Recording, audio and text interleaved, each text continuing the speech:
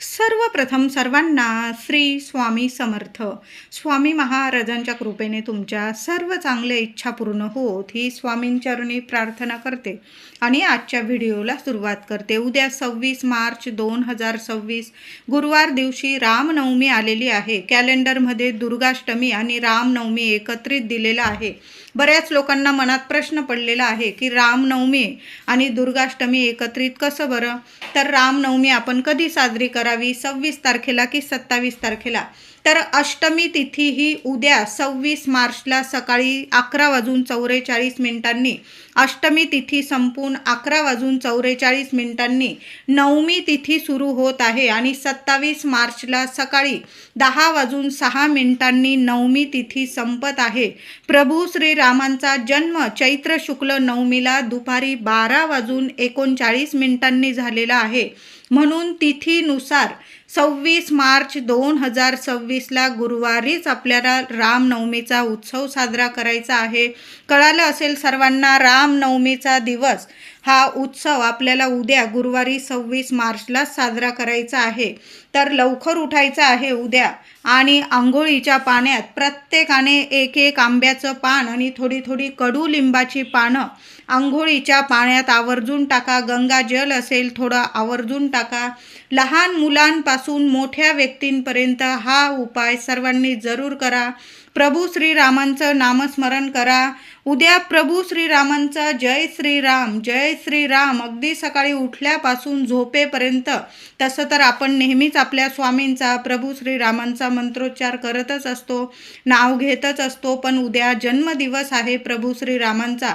जेवढ्या वेळा नामस्मरण करता येईल ना, खूप खूप प्रभावी ठरेल. काही नाही करता आलं तुम्हाला सेवा तरीही चालेल, पण जय श्रीराम जय श्रीराम सकाळी उठल्यापासून झोपेपर्यंत आपल्याला हे 2 शब्द आवर्जून बोलायचे आहे. तर उद्या आंघोळीचा हा उपाय जरूर करा. घरात सुद्धा पाण्यात गोमूत्र, हळद, गंगाजल असं टाकून आपल्याला घरात सुद्धा पाणी शिंपडून द्यायचं आहे. महिलांनो जरूर करा. थोडंसं गोमूत्र पाण्यात टाका, हळद टाका, गंगाजल टाका, थोडंसं गुलाबजल असेल, एखादी कापराची वडी बारीक करा आणि सर्व पाण्यात मिक्स करून घरात, अंगणात सगळीकडं हे पाणी शिंपडून द्यायचं आहे. दाराशी छोटी का होईना रांगोळी काढायची आहे. हळदीचं स्वस्तिक आपल्या मुख्य दारावर आवर्जून काढा. महिलांनो उद्या मोठा दिवस आहे. साक्षात भगवान श्री हरी विष्णूंचाच जन्मदिवस आहे, म्हणजे प्रभू श्रीरामांचा. हळद खूप प्रिय आहे लक्ष्मीनारायणाला. जरी आपण गुढीपाडव्याला स्वस्तिक काढलेलं आहे, तुम्ही ते पुसून टाकलं, नवीन काढलं तरीही चालेल. हळदीचं एक स्वस्तिक आपल्या मुख्य दरवाजावर आवर्जून काढा. त्याच्या आजूबाजू 2-2 रेषा द्या, तेव्हा स्वस्तिक पूर्ण होत असतं. दाराला आंब्याचं पानांचं 5 पानांचं का होईना तोरण जरूर लावायचं आहे. प्रभू श्रीरामांचं नामस्मरण करा. जय श्रीराम बोलून प्रत्येक आंब्याच्या 5 पानांना हळदीचं बोट लावायचं आहे आणि ती आंब्याची पानं आपल्या मुख्य दरवाजावर आवर्जून लावा. घरात सोन्यासारखं सुख, ऐश्वर्य, लक्ष्मी खेचून आणेल. नाहीतर ओम नमो भगवते वासुदेवाय नमः, ओम श्रीम नमः या मंत्राचा जप करा आणि आंब्याची पानं धुवून घ्या, स्वच्छ पुसून घ्या. प्रत्येक आंब्याच्या पानाला किमान 5 पानं तरी आपल्या मुख्य दरवाजावर उद्या आवर्जून लावा. देवांचा जन्मदिवस आहे बघा, मोठा दिवस आहे. आंब्याचा हा उपाय केला तुम्ही तर खूप खूप सोनेरी दिवस येतात. म्हणून आवर्जून आंब्याच्या पानांचा हा उपाय करायचा आहे.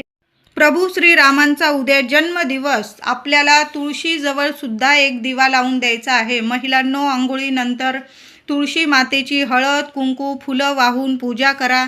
चिमूटभर हळद उजव्या हाताच्या चिमटीत घ्या आणि ओम नमो भगवते वासुदेवाय नमः किमान 11 वेळा 21 वेळा मंत्र जपा आणि तुमची मनातली इच्छा बोलून तुळशी मातेला ती हळद अर्पण करायची आहे.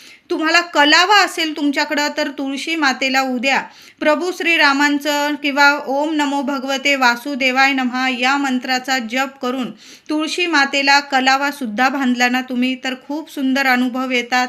आवर्जून तुळशी मातेची सेवा करा. दोन्ही वेळेला तुळशीजवळ दिवा, तुपाचा दिवा जरूर लावा. आणि एक वेळा म्हणजे आपण जेव्हा प्रभू श्रीरामांचा पाळणा हलवणार जेव्हा प्रभू रामांचा दुपारी 12 वाजता जन्म होतो तेव्हा तरी आपल्या तुळशीजवळ दिवा चालू आवर्जून ठेवा महिलांनो. एक दिवा आपल्या मुख्य दाराशी सुद्धा ठेवायचा आहे. असे 2 दिवे उद्या तुळशीजवळ आणि मुख्य दाराशी जेव्हा आपण दुपारी 12:39 प्रभू श्रीरामांचा जन्म उत्सव साजरा करतो तर दुपारी 11 वाजेपासूनच लावून दिला तुम्ही तरीही झाले. सकाळी जरी लावलेला असेल तरी थोडं तूप तेल वाढवून घ्या आणि मुख्य दाराशी आणि तुळशीजवळ दिवा चालू ठेवायचा आहे. आता उद्या दिवसभरात केव्हाही एक दिवा प्रभू श्रीरामांचं नामस्मरण करून एक दिवा तुम्हाला या ठिकाणी लावायचा आहे.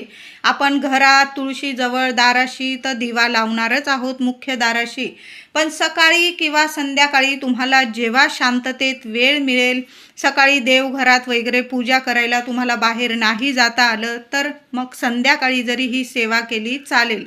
दुहेरी वात घ्यायची आहे. अगदी मातीची पंती घेतली आधी वापरलेली असेल चालेल, धुवून घ्या, स्वच्छ पुसून घ्या, त्यात दुहेरी वात टाका.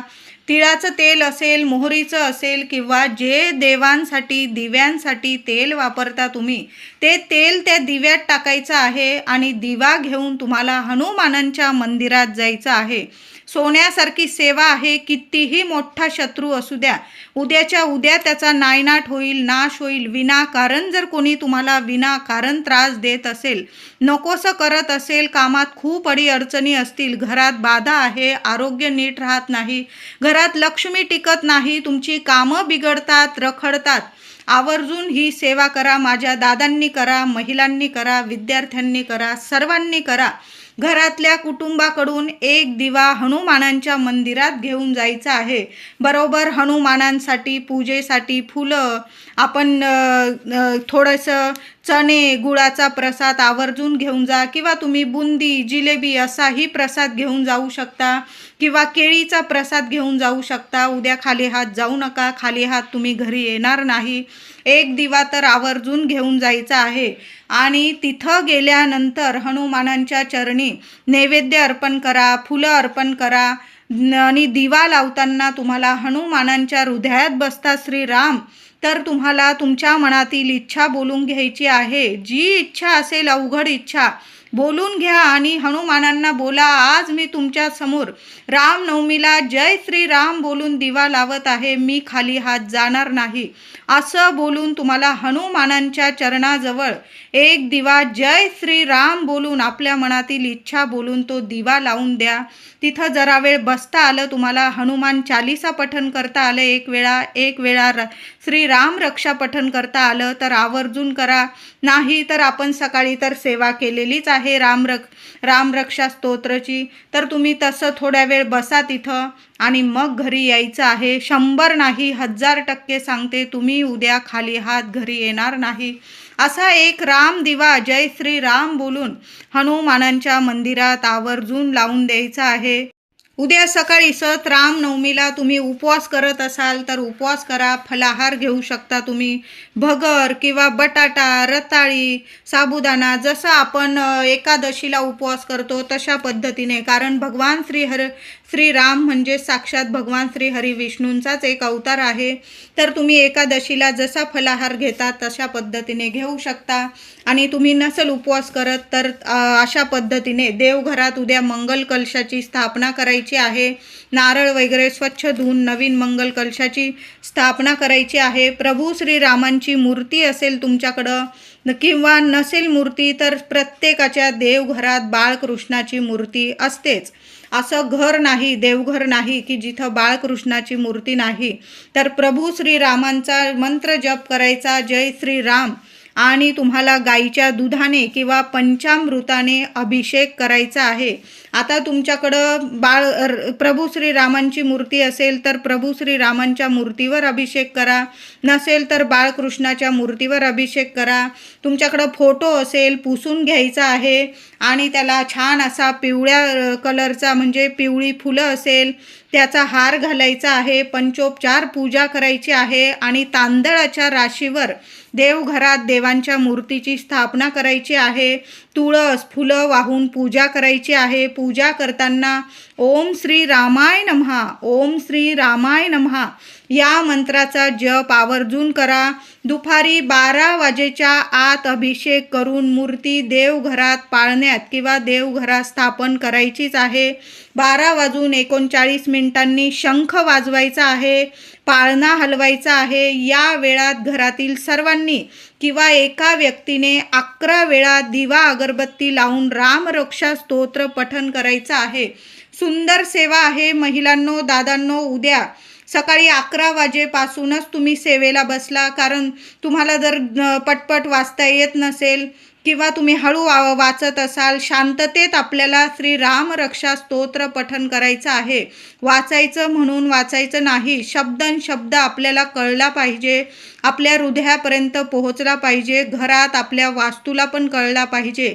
अशा शांत पद्धतीने आपल्याला 11 वेळा श्री राम रक्षा स्तोत्र पठण करायचं आहे. देवांची पूजा, अभिषेक वगैरे करून घ्या.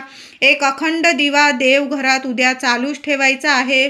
देवघरात 1 कापराचा तुकडा, देवघरातील दिव्यात 1 कापराचा तुकडा, 2 लवंग, चिमूटभर हळद टाकून द्यायची आहे. दिव्याची हळद, कुंकू, फुलं वाहून पूजा करा. दिव्याखाली सुद्धा आसन द्यायचं आहे. तांदळाची रास करा, त्यावर दिवा ठेवायचा आहे आणि नंतर आपल्याला श्री राम रक्षा स्तोत्र 11 वेळा पठण करायचं आहे. रामरक्षा स्तोत्र पठण करताना जी अगरबत्ती आपण लावतो ती एखाद्या ताटलीत लावा. म्हणजे जी अगरबत्तीची रक्षा पडेल ना, ती सर्वांनी रामरक्षा पठण केल्यानंतर कपाळी लावायची आहे. आपल्याला प्रभू श्रीरामांचं एक रक्षण कवच प्राप्त होतं आणि कधीच कुठली बाधा किंवा नजर बाधा किंवा आरोग्याविषयी तक्रारी कधीच होणार नाही. तुम्हाला प्रत्येक कामात तुम्ही यशस्वी होणार आहे. कुठलाच शत्रू तुम्हाला त्रास देऊ शकणार नाही. अशी श्री राम रक्षा स्तोत्राची सेवा आवर्जून करा.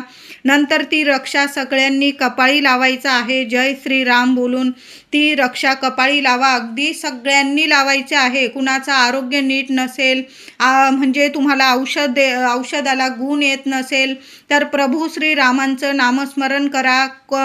जी अगरबत्ती घ्याल तुम्ही ती चांगल्या क्वालिटीची घ्यायची आहे. म्हणजे ती रक्षा तुम्ही पाण्यात टाकून, कुणाचं आरोग्य नीट नसेल त्या व्यक्तीस जर थोडीशी रक्षा, अगदी चिमूटभर रक्षा जय श्रीराम बोलून तुम्ही ज्या व्यक्तीचं आरोग्य नीट नाही त्यांना पिण्यास जरी दिली ना ती रक्षा पाण्यात टाकून तरीही चालेल. खूप प्रभावी ठरेल. औषधाला गुण यायला लागेल.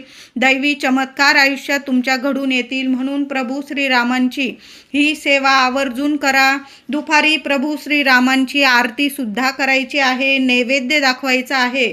नैवेद्यामध्ये धन्याची पंजिरी आवर्जून दाखवा. आता पंजिरी नाही बनवता आली, महिलांनो, वाटीभर थोडेसे मूठभर धने घ्या.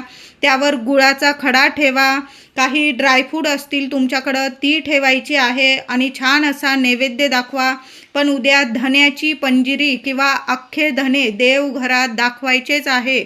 यामुळे तुमच्या घरात लक्ष्मी आकर्षित होईल. ज्या घरात प्रभू श्रीरामांची जय श्रीराम बोलून सेवा केली जाते, धन्यांचा नैवेद्य दाखवला जातो, तिथेच लक्ष्मी कायम स्थिर स्वरूपात वास करते.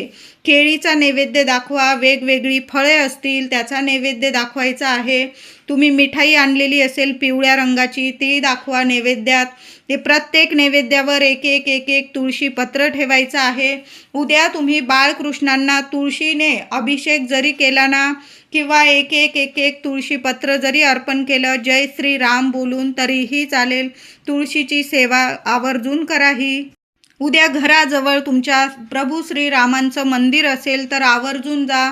मी तुम्हाला सांगितलं दिवसभरात किंवा संध्याकाळी हनुमानांच्या मंदिरात जाऊन जय श्रीराम बोलून आपण दिवा लावणार आहोत. तिथंच प्रभू श्रीरामांचं मंदिर असेल, आवर्जून दर्शन घ्या. कुणी गरीब व्यक्ती असेल तिथं काहीतरी नैवेद्य म्हणजे अन्नदान जरूर करायचं आहे. प्रसाद दान करायचा आहे. या दिवशी प्रसाद दान केल्याने, प्रभू श्रीरामांचा पाळणा हलवल्याने संतान प्राप्ती होते, धनप्राप्ती होते, लक्ष्मी प्राप्ती होते आणि आपल्या सर्व इच्छा मनोकामना प्रभू श्रीराम लक्ष्मी नारायण पूर्ण करत असतात. म्हणून उद्या देवाऱ्यात तर आपण सेवा करणारच आहोत, पण मंदिरात जाऊन सुद्धा सेवा करा. प्रभू श्रीरामांचं मंदिर असेल, भगवान विष्णूंचं मंदिर असेल किंवा सरळ आपल्या स्वामींच्या मंदिरात गेला तुम्ही तरीही चालेल. नारळ अर्पण करा, केळीचा नैवेद्य दाखवा, काहीतरी गोडाचा शिरा वगैरे बनवून नेला, खिरीचा नैवेद्य दाखवता आला उद्या आवर्जून दाखवा. अन्नदान करायचं आहे, जेवढं अन्नदान करायला मिळेल ना तुम्हाला आवर्जून करायचं आहे. उद्या रामनवमीचा मोठा दिवस आहे, गुरुवारसुद्धा आलेला आहे. रामनवमीचा आपण पाळणा तर दुपारी 12:39 प्रभू श्रीरामांची जन्मवेळ आहे, तेव्हा आपण पूजा सेवा करणार आहोत. तुम्हाला थोडा उशीर झाला तरी पण 1 वाजेच्या आतच तुम्हाला देवघरात किंवा मंदिरात पूजा करायची आहे, कारण दुपारी 1 वाजेनंतर राहू काळ सुरू होत आहे. तुम्ही जर राहू काळ अशुभ काळ मानतात तर आवर्जून 1 वाजेच्या आधीच तुम्हाला पूजा सेवा करायची आहे, पाळणा हलवायचा आहे. नंतर दुपारी 3 वाजेनंतर तुम्ही सेवा करू शकता. फक्त दुपारी 1 ते 3 हा अशुभ काळ असणार आहे, राहू काळ असणार आहे. वर्षातला सर्वात मोठा दिवस आहे, एवढा अशुभ काळ टळून जाऊ द्या आणि मग तुम्ही पुन्हा सेवा सुरू केली तरीही चालेल. एकतर सकाळी लवकर सेवा करून घ्या, दुपारी 1 वाजेच्या आतच आपल्याला सेवा करायची आहे. आता तुम्हाला मंदिरात जायला वेळ झाला, मग तुम्ही दुपारी 3-4 वाजेनंतर गेलात तरीही चालेल. फक्त दुपारी 1 ते 3 या वेळात सेवा पूजा करू नका. उद्या संध्याकाळी एक उपाय सांगत आहे, महिलांनो आवर्जून करायचा आहे. 1 लवंग हातात घ्यायची आहे तुम्हाला आणि तुमच्या घरात संपूर्ण घरात तुम्हाला फिरायचं आहे. उजव्या हाताच्या मुठीत 1 लवंग चांगली घेऊन घ्यायची आणि तुमच्या ज्या इच्छा अडीअडचणी असतील प्रभू श्रीरामांना बोलायचं आहे तुम्हाला की माझं दुःख दारिद्र्य दूर करा, माझ्या मागे काही पीडा असेल, संकट असेल, माझ्या मुलांच्या, पतीच्या, मी उदाहरण सांगत आहे. तुम्हाला जी इच्छा असेल, समस्या असेल ती लवंग हातात घेऊन तुम्हाला बोलायचं आहे सर्व आणि मागच्या खोलीपासून तुमच्या मुख्य दारापर्यंत तुम्हाला नीट फिरून घ्यायचं आहे आणि घराबाहेर एखाद्या कोपऱ्याला ती लवंग फेकून द्यायची आहे. क्षणात तुमच्या घरादाराला लागलेली नजरबाधा क्षणात नष्ट होईल, शत्रुपीडा नष्ट होईल, घराची वास्तू प्रसन्न होईल. सुंदर उपाय आहे, 1 लवंगाचा हा उपाय आवर्जून करा. त्याचबरोबर उद्या दुर्गाष्टमी आणि नवमी एकत्रित आलेली आहे. सूर्योदय बघितलेली तिथी ही अष्टमीची पण असणार आहे आणि रामनवमीची सुद्धा असणार आहे. दोन्ही तिथी एकत्र संध्याकाळी कापूर सोबत एक वस्तू जाळायची आहे, छान अशी देवांची. उद्या सकाळी तर आपण आरती करणारच आहोत. प्रभू श्रीरामांचा जन्मवेळ दुपारी 12:39 तेव्हा तर पूजा सेवा करून आपण आरती करूच, पण संध्याकाळी सुद्धा आरती करा. नाही जमलं किमान कापरासोबत या 2 वस्तू तरी आवर्जून जाळायच्या आहे. तर तुम्हाला कापूर जाळायचा आहे. थोडेसे तांदूळ घ्या एखाद्या वाटीत, ज्या भांड्यात तुम्ही कापूर जाळता त्यात थोडे अख्खे तांदूळ घ्यायचे आहे. उद्या देवांना स्थापना करताना किंवा खीर वगैरे नैवेद्य बनवताना चुकून सुद्धा तुकडा तांदूळ घेऊ नका. भगवान श्री हरी विष्णूंना तुकडा तांदूळ वापरू नका. जेव्हा पण आपण देवांची सेवा करतो ना, मग महादेवांची सेवा करा, देवींची सेवा करतो तेव्हा अख्खा तांदूळ घ्यायचा आहे. अगदी तुम्ही राशनिंगचा वापरला तरीही चालेल, पण अख्खा तांदूळ घ्यायचा आहे. ज्या भांड्यात कापूर जाळता त्यात थोडेसे चिमूटभर अख्खे तांदूळ ठेवा, त्यावर कापूर ठेवा. 5 चांगल्या लवंग बघून घ्यायचे आहे, बारीकसा तुकडा दालचिनीचा ठेवा आणि 1 तुम्हाला तेजपत्ता चांगला बघून घ्यायचा आहे आणि तेजपत्ता जाळायचा आहे. देवघरात देवांना तो कापूर धूप दाखवून घ्या. सर्व घरात तो कापूर धूप पसरवायचा आहे. खूप सुंदर अनुभव येतील तुम्हाला. कितीही तुमच्या घराला नजरबाधा लागलेली असू दे, कामात अडीअडचणी येत असू दे, लगेच नष्ट होईल आणि तुम्हाला कामात यश मिळायला लागेल. प्रगतीचे मार्ग खुले होतील तुमचे. लक्ष्मी तुमच्या घरात स्थिर होईल. सुंदर उपाय आहे. अशा पद्धतीने कापूर, जरा उशीर झाला 8-9 वाजले महिलांनो तरीही चालेल. रामनवमीला तुम्हाला दिवसभरात जर एखादी गाय दिसली तर आवर्जून तिला ताजी चपाती, तूप, गूळ लावून जरूर खाऊ घालायचं आहे. ज्यांच्या लग्न कार्यात अडीअडचणी येतात, थोडीशी मूठभर चणा डाळ अर्धा तासासाठी भिजवून घ्या. ती चणा डाळ आणि 1 गुळाचा खडा गाईला स्वतःच्या हाताने खाऊ घाला. बघा, लग्नातल्या सर्व अडचणी दूर होतील. तुमची रखडलेली कामंसुद्धा म्हणजे मार्गी लागतील आणि जे शत्रू असतील कुणी ते सुद्धा हात टेकतील. प्रभू श्रीरामांची तुमच्यावर भरभरून कृपा होईल. म्हणून गोमातेची ही सेवा सर्वांनी करा. जरूर गोमातेला हिरवा चारा खाऊ घाला, ताजी चपाती खाऊ घाला, चणा डाळ, गूळ अशा गोष्टी आवर्जून खाऊ घाला. व्हिडिओ आवडला असेल तुम्हाला तर लाईक करा, शेअर करा, चॅनलला नक्की सबस्क्राईब करा. धन्यवाद.